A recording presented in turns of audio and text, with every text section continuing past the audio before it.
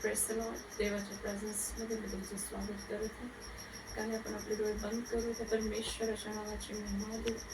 आजचं वचन जे आपण ऐकणार आहे येशूच्या नावामध्ये ते वचन एकेकाचं जीवन बदलेल, एकेकाचं हृदय बदलेल आणि पवित्र आत्म्याद्वारे आज देव तुमची भेट घेईल. कारण आपले डोळे बंद करू. धन्यवाद येशू. Thank you Jesus. धन्यवाद माझे सामर्थ्य परमेश्वर. आम्ही तुझ्या नावाला धन्यवाद देतो राजा, तुझी महिमा करतो. आज प्रभू आजचं वचन एकेकांचं हृदय, एकेकाचं जीवन बदलून जाऊ दे. आजच्या वचनाद्वारे परमेश्वर तू तुझ्या लेकरांशी बोल. प्रत्येकाच्या अश्रू पुसव, त्यांच्या प्रश्नांची उत्तर तू दे परमेश्वर. आणि प्रत्येकाच्या जीवनामध्ये प्रत्येक शैतानाचे बंधन तुटले जाऊ दे. आणि आजचं वचन परमेश्वर सेम राहू देणार आहे. आमचा विश्वास आहे पवित्र आत्मा आज तुम्ही बोला आणि तुमची महिमा होऊ द्या. प्रभू येशूच्या नावात आमेन.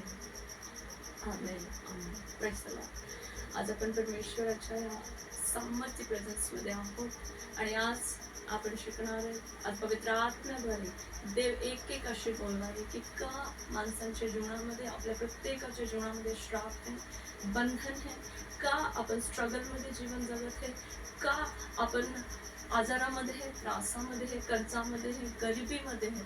कारण वचन सांगतं परमेश्वर म्हणतो की मी तुझ्या शब्दात सामर्थ्य दिलंय आणि जे तू बोलतो मी ते उत्पन्न करणारा परमेश्वर आहे. आज आपण पेत्राद्वारे बघणार आहे की बायबल सांगतं की पेत्र हा परमेश्वराचा विश्वासू सेवक होता आणि पेत्राच्या बोलण्याद्वारे पेत्र हा त्याच्या शिष्यामधून निग्लेक्ट करण्यात आला. तो पेत्र हा शिष्यांमधून बाजूला काढण्यात आला. वचन सांगतं, आपण जर वाचलं मत्ते 26:69 मध्ये आपण वाचूया. वचन सांगतं की पेत्र त्याला नाकारतो.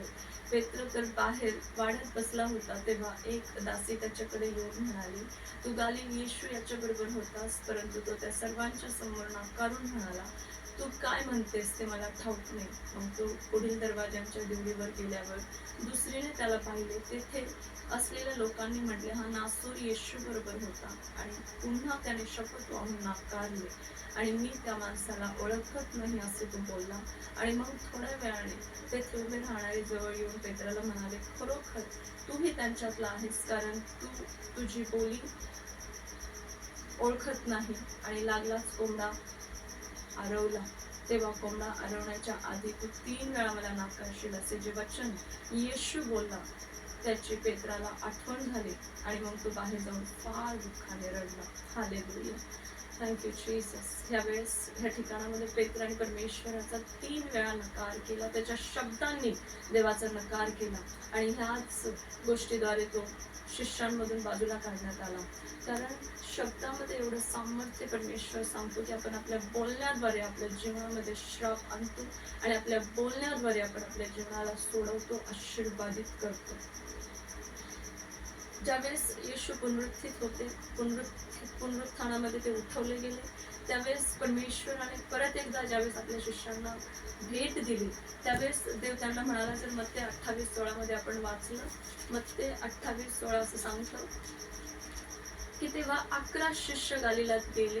तेथे येशूने त्यांना जो डोंगर नेमला होता त्याकडे ते गेले आणि त्यांनी त्याला पाहून नमन केले. परंतु कित्येका संशय वाटला आणि येशू जवळ येऊन त्यांशी बोलला. तो म्हणाला, आकाशात पृथ्वीवर सर्व अधिकार मला दिलेला आहे. यास तो तुम्ही जाऊन सर्व राष्ट्रांना शिष्य करा, बापाच्या आणि पुत्राच्या पवित्र आत्म्याच्या नावात बाप्तिस्मा द्या. ज्या काही गोष्टी मी तुम्हाला आज्ञा केल्या त्या सर्व पाळायला त्यांना शिकवा. पहा, काळाच्या समाप्तीपर्यंत मी सर्व दिवस तुमच्या बरोबर आहे. आमेन. आमेन. हालेलुया. या ठिकाणामध्ये ज्यावेळेस देवाने शिष्यांची निवड केली तर बायबल सांगतं की ते सगळे शिष्य 12 होते. पण ज्यावेळेस पेत्राने देवाचा नकार केला, ज्यावेळेस त्याच्या शब्दांनी परमेश्वराचा नकार केला, तो शिष्यांमधून बाहेर काढण्यात आला. तो शिष्यांमध्ये मोजला गेला नाही. आणि मग ज्यावेळेस देवाने 3ऱ्या दिवशी पुन्हा तो जिवंत झाला, फक्त 11 शिष्यांची गिनती केली. त्याच्यामध्ये पेत्र हा नव्हता, कारण त्याने देवाचा नकार केला होता. देव म्हणला 11 शिष्यांना की मी सर्व अधिकार तुम्हाला दिलेले आहेत आणि तुम्ही जा, सुवार्ता सांगा, जे बंधनात आहे त्यांना सोडवा, आजारांना बरे करा. प्रत्येक अधिकार त्याने आपल्या शिष्यांना देऊन टाकलं. पेत्र त्याच्यामध्ये नव्हता. कारण त्याच्या शब्दामुळे तो बाजूला गेला होता. आज मनुष्य आपल्या शब्दाद्वारे जीवनामध्ये त्रास आणतो. आपण सहज बोलून जातो की मी नेहमी आजारी पडतो, मी कर्जामध्ये आहे, मी बंधनात आहे, ही गरिबीच माझा वाटा आहे. हे सर्व शब्द जे आपल्या जीवनामध्ये कार्य करत असतात ते आपल्या मुखातून निघालेले असतात. आणि वचन सांगतं की तो वचनातून काम करतो. बायबल सांगतं की देवाने आपल्या नावापेक्षाही जास्त महत्व आपल्या वचनाला दिलंय. कारण वचन हेच आपल्याला सोडवणार आहे. Praise the Lord, hallelujah. कारण वचनाद्वारेच देव सर्व गोष्टी अस्तित्वात आणतो, वचनाद्वारेच तो सर्व गोष्टी बनवतो आणि नाहीशी देखील करतो. पेत्र ज्यावेळेस देवाचं प्रेम पेत्रासाठी होतं, देव जरी पेत्राने नकार केला होता पण देव तरी देखील पेत्राशी प्रेम करत होता. तरी देखील त्याने पेत्राला सोडलं नाही. देवाची इच्छा होती की पेत्राला परत एकदा शिष्यांमध्ये घेण्यात यावं, परत एकदा पेत्राने हे शिष्यांमध्ये यावं. आणि म्हणून देव पेत्राला परत एकदा त्याच्याच मुखाद्वारे त्याने पॉझिटिव्ह अंगीकार करणं खूप गरजेचं होतं. म्हणून आज ज्यावेळेस आपण नेगेटिव्ह बोलतो, खूप गरजेचं असतं ज्यावेळेस आपण देवाबरोबर चालतो की आपले श्राप, आपले बंधन, आपण जेवढे पण नेगेटिव्ह गोष्टी बोलतो ते पॉझिटिव्ह परत एकदा बोलणं, आपल्या मुखाने ते सर्व श्राप कॅन्सल करणं, जेणेकरून देव वचनातून आपल्याला आपल्या जीवनामध्ये कार्य करू शकेल.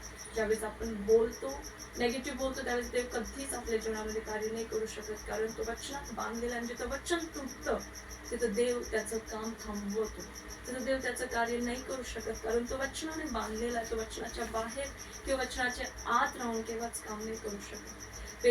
पेत्राद्वारे वचन तुटलं आणि तो शिष्यामधून बाहेर टाकण्यात आला. त्याचप्रमाणे माणसाच्या मुखातून बोलले गेलेल्या शब्दाद्वारे प्रत्येक वेळा वचन तुटतं आणि तिथं देव त्याच्या लेकरांच्या जीवनामध्ये काम नाही करू शकत. नेहमी वचनातून बोललं पाहिजे.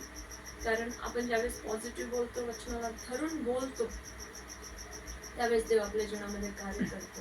पुढे जर आपण बघितलं तर पेत्राच्या मुखातून देवाने 3 वेळेस त्याला अंगीकार करायला लावला की देवावर तो प्रेम करतो, देवाला तो ओळखतो.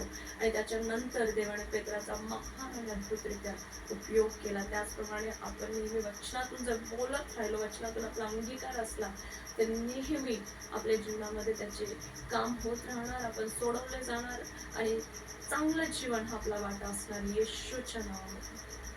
आपले डोळे बंद करूया आणि प्रार्थना करूया.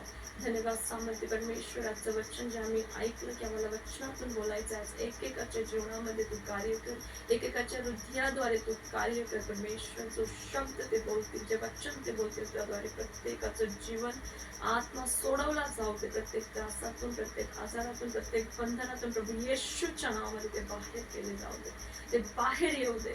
आणि परमेश्वर प्रत्येकाच्या श्वास तू पुसले म्हणून आम्ही तुझ्या आभार मानतो. तुझ्या प्रेझेन्स मध्ये एकेकाला सोडतो. पवित्र आत्मा तुम्ही ताबा घ्या.